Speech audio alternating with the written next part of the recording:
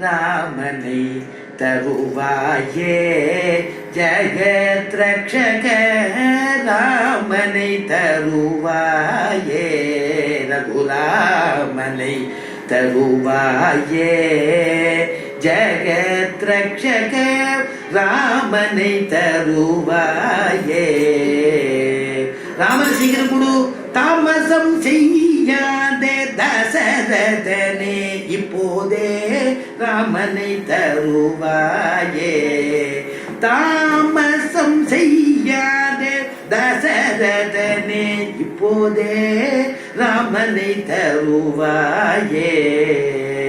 தாடகை பாவி தவிர்த்தால் என் வேள்வி, தாடகை பாவி தவிர்த்தால் என் வேள்வி, பீடை வராது காத்தால் பீழைக்கும் எனது ஆவி, பீடை வராது காத்தால் பீழைக்கும் எனது ஆவி.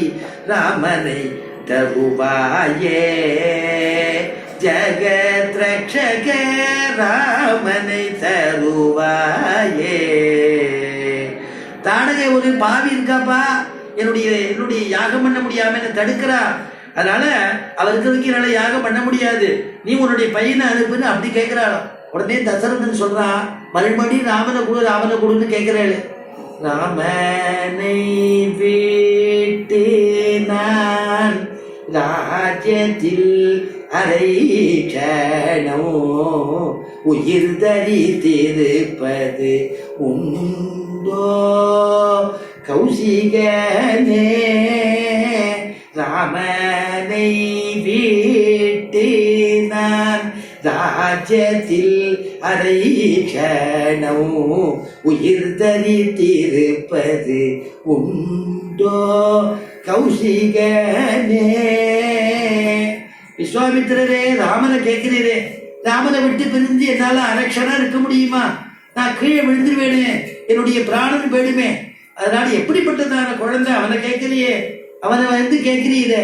பிரேமயூடல் புத்திர காமேட்டி செய்தல்லோ, பிரேமையூடல் புத்திர காமேட்டி செய்தல்லோ, ராமன் பிறந்தானையா ரகுகூலம் தனிலே, ராமன் பிறந்தானையா ரகுகூலம் தனிலே.